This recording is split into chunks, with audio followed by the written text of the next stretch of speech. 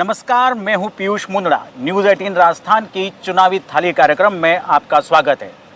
प्रत्याशी जो हैं वो चुनावी दौरे कर रहे हैं। इस दौरों के दौरान कुछ समय के लिए खाने का जो समय होता है वो अल्प समय कहीं ना कहीं निकाल रहे हैं। आज हमारे साथ मौजूद है चित्तौड़गढ़ जिले के निम्बाड़ा क्षेत्र के सहकारिता मंत्री के साथ साथ कांग्रेस के प्रत्याशी उदयलाल आंजना जो हमारे साथ मौजूद हैं। आइए इनसे बातचीत करते हैं कि किस तरह का यहाँ पर समय ये खाने के लिए निकालते हैं। जी आंजना जी, बताइए कि क्या आपका सबसे पहले पसंदीदा व्यंजन कौन सा है? मेरी पसंदीदा व्यंजन तो सूखी रोटी और दही है, लेकिन अभी मौसम और चुनाव की वजह से दही नहीं खा पा रहा हूँ, इसलिए कोई भी हरी सब्जी बिना तेल मिर्च की और 2 सूखी चपाती, ये अपना व्यंजन है और ये अपना डिब्बा साथ में है। जी, मैंने देखा है कि डिब्बा, चूंकि अभी सभा चल रही है और सभा के दौरान एक थाली जो है वो कार्यकर्ताओं द्वारा आपकी सजाई गई है, लेकिन साथ में आपका टिफिन भी है। ये टिफिन में क्या खास बातचीत है? चुनाव में हमारा पूरा ग्रामीण क्षेत्र है, गांव में सुबह से निकल जाते हैं घर पे ब्रेकफास्ट करके, और दिन में 20-20 गांव प्रतिदिन कैंपेनिंग कर रहे हैं।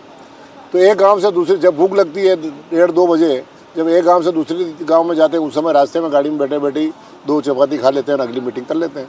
तो निम्बाड़ा का कार्यक्रम मैंने आज रख लिया और आप आ गए, और इन साथियों ने यहाँ कार्यकर्ताओं की मीटिंग रखी, उसमें खाना इन्होंने रखा था दीपावली मिलन का, इनके होली मिलन का, इसलिए मेरे को ही बुला लिया, तो मैं भी बीच में आ गया। तो व्यंजन देखने को मिल रहे हैं, बाकी तो ये अपना डिब्बा है। डिब्बे में दिखाइए कि आप क्या खाते हैं, और चूंकि खाते भी जाइए, चुनावी समय है, आप यहाँ से वापस सभा में पधारेंगे तो निश्चित रूप से पेट पूजा फिर काम दूजा। ये देख लीजिए अपना माल। तो घर से टिफ़िन लेके आए आंजना जी, और इनका यही रूटीन रहता है कि सूखी सब्जी और सूखी रोटी। चूँकि ये न तो किसी मिठाई को पसंद कर रहे हैं ना कुछ सब्जी को, ये घर की सूखी सब्जी और घर की ही रोटी को पसंद कर रहे हैं। और हमेशा यही रहता है, कहीं कोई कुछ और खाता नहीं हूँ मैं।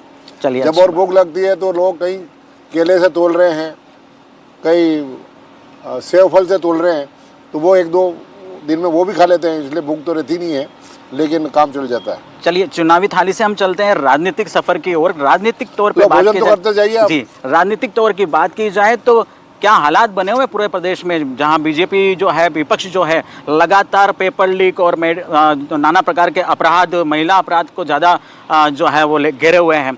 इसमें आप क्या सोचते हैं, क्योंकि आप कैबिनेट मंत्री रहे हैं? चुनाव देख के मुद्दे बना कर ढूंढ रहे हैं, इनको मुद्दे नहीं मिल रहे हैं, इसलिए पेपर लीक सर का एक मुद्दा पकड़ रखा है। निसंदेह पेपर लीक होना बड़ी दुर्भाग्यपूर्ण स्थिति थी, लेकिन सरकार ने कार्रवाई की और मुलजिम को अंदर डाल दिया।